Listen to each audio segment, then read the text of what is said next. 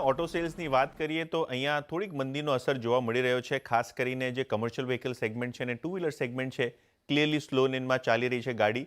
તેમજ વાત કરીએ ફોર વ્હીલર્સની તો એક નાનકડો ગ્રોથ તમને એપ્રિલ મહિનામાં આવતા જોવા મળી શકશે અને ચેનલ ઇન્વેન્ટરી ફોર વ્હીલર્સમાં વધી રહી છે, કારણ કે વેચાણ જે છે એ અનુમાનના હિસાબે નથી ચાલી રહ્યા. થોડુંક નબળું અહીંયા ઓવરઓલ ચલણ તમને જોવા મળી રહ્યું છે. ઓટો સેલ્સના એસ્ટિમેટ્સ ઉપર આવીએ તો સૌથી પહેલાં વાત કરીએ અશોક લેલેન્ડ અને ટાટા મોટર્સની, કારણ કે કમર્શિયલ વ્હીકલ સેગમેન્ટમાં જેમ કે મેં પહેલાં કહ્યું થોડીક વીકનેસ જોવા મળી રહી છે. તો અશોક લેલેન્ડની વાત કરીએ તો યર ઓન યર બેસિસ ઉપર 2% ડિક્લાઇન જોવા મળશે અને તેમજ ટાટા મોટર્સની વેચાણમાં લગભગ 5% ઘટાડો પાછલા વર્ષના હિસાબે તમને જોવા મળી શકશે. મારુતિની વાત કરીએ તો લગભગ 1.5 લાખ યુનિટ્સની વેચાણનું અનુમાન છે. અહીંયા લગભગ 4-4.5%નું તમને ગ્રોથ દેખાશે. મહિન્દ્રા એન્ડ મહિન્દ્રા ઓટોમોટિવ સેગમેન્ટની વાત કરીએ તો અહીંયા 18%ની ગ્રોથ દેખાશે, કારણ કે નવા મોડલ્સમાં ખાસી એવી ડિમાન્ડ તમને જોવા મળી રહી છે. ખાસ કરીને જે નવા ઇલેક્ટ્રિક પ્રોડક્ટ્સ લોન્ચ થયા છે તેમાં ટ્રેક્ટર લગભગ ફ્લેટ જોવા મળશે, 37,500 યુનિટ્સની આસપાસનો એસ્ટિમેટ છે. અને હન્ડાઈ મોટર્સની વાત કરીએ તો અહીંયા 6% વેચાણ ઘટવાનો તમને અનુમાન જોવા મળી રહ્યો છે. ટુ વ્હીલર્સ પર આવીએ ને અહીંયા જેમ કે મેં પહેલાં કીધું સેલ્સ થોડા સ્લો લેનમાં છે. બજાજ ઓટોની વાત કરીએ તો 4%ની ડિક્લાઇન અહીંયા જોવા મળશે સેલ્સમાં. રોયલ એનફિલ્ડ ફ્લેટ નંબર હશે, પણ 83,000 યુનિટ્સની આસપાસના વેચાણનું અનુમાન છે. હીરો મોટોકોર્પમાં 20%નો ડિક્લાઇન તમને જોવા મળશે અને લગભગ 4.25 લાખ 4,30,000 યુનિટ્સની આસપાસ અહીંયા અનુમાનિત છે સેલ્સનો ફિગર. અને છેલ્લી વાત ટીવીએસ મોટર્સની, જ્યાં ઇન્ડસ્ટ્રી કરતાં બેટર સેલ્સ તમને ગ્રોથ થતા જોવા મળી શકશે.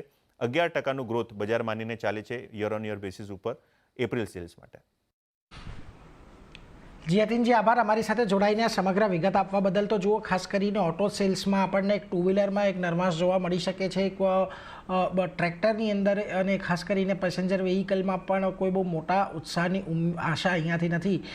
રાજજી, આપણી પાસે આવીશ. ખાસ કરીને ઓટો વેચાણ હવે થોડુંક અહીંયાથી એટલા માટે પણ આ ચર્ચાનો વિષય બન્યો છે કારણ કે જો સીએમના જે નંબર આવ્યા એમણે ઓવરઓલ ઇન્ડસ્ટ્રીની 1-2% ગ્રોથની વાત કરી. સામે પછી આરસી ભાર્ગવજીએ પણ નિવેદન આપ્યું, મારુતિના ચેરમેને, કે આ વખતે ગ્રોથ થોડો ઓછો રહી શકે છે. એન્ટ્રી લેવલની કાર અહીંયાથી થોડીક વધારે ચિંતાનું કારણ છે. પરંતુ જે પ્રકારે નવા મોડલ્સ આપણે આવતા જોઈ રહ્યા છે એ બધા થોડાક અહીંયાથી ગ્રોથ આવનારા સમયમાં ડ્રાઈવ કરે એવી સંપૂર્ણ અપેક્ષા છે. એપ્રિલ મહિના લઈને આપના ચેનલ ચેક શું કહી રહ્યા છે?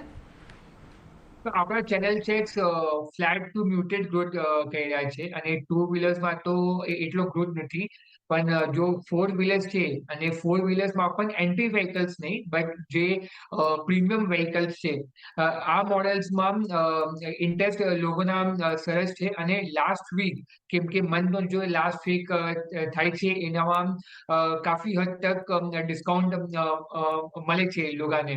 તો લાસ્ટ વીકમાં સરસ સેલ્સ થયું છે, પણ એમાં પણ જે પ્રીમિયમ મોડલ્સ છે ફોર વ્હીલર્સમાં, એમાં ગ્રોથ સારી રીતે આવવાની અમારો ચેનલ ચેક્સ સજેસ્ટ કરે છે. બટ ટુ વ્હીલર્સમાં ફ્લેટ ટુ મ્યુટેડ ગ્રોથ છે. અને ટ્રેક્ટર સેલ્સમાં હમણાં આ જો સેલ્સ ગ્રોથ છે એ ફ્લેટ જ રહેવાની છે, લાઈક 2-3% ઓફ ગ્રોથ.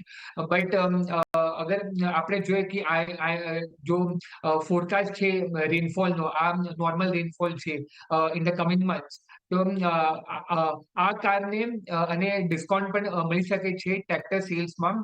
તો tractor cells in the coming period અમને લાગે છે કે ટ્રેક્ટર સેલ્સનો જો ફિગર્સ છે એ ઇમ્પ્રુવ થશે, અને સાથ પ્રીમિયમ કાર્સનો જે યુનિટ છે એ પણ જ્યાદા બિકવાલી થશે.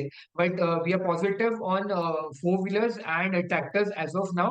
અને ટુ વ્હીલર્સ આપણે જોશું કે કેવી રીતે આ પરફોર્મન્સ થાય છે, અને કંપની જે રીતે નંબર્સ રિપોર્ટ કરે છે એનામાં આપણું મેનેજમેન્ટનું કોમેન્ટરી પણ આપણે સાંભળશું કે કઈ રીતે એ લોકો ડિમાન્ડને ફોરકાસ્ટ કરી રહ્યા છે. તો at present flat to muted demand for two wheelers અને positive on four wheelers and tractors.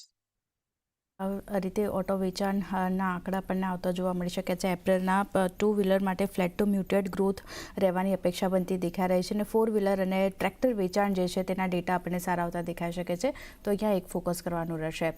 તો આગળ વધીએ.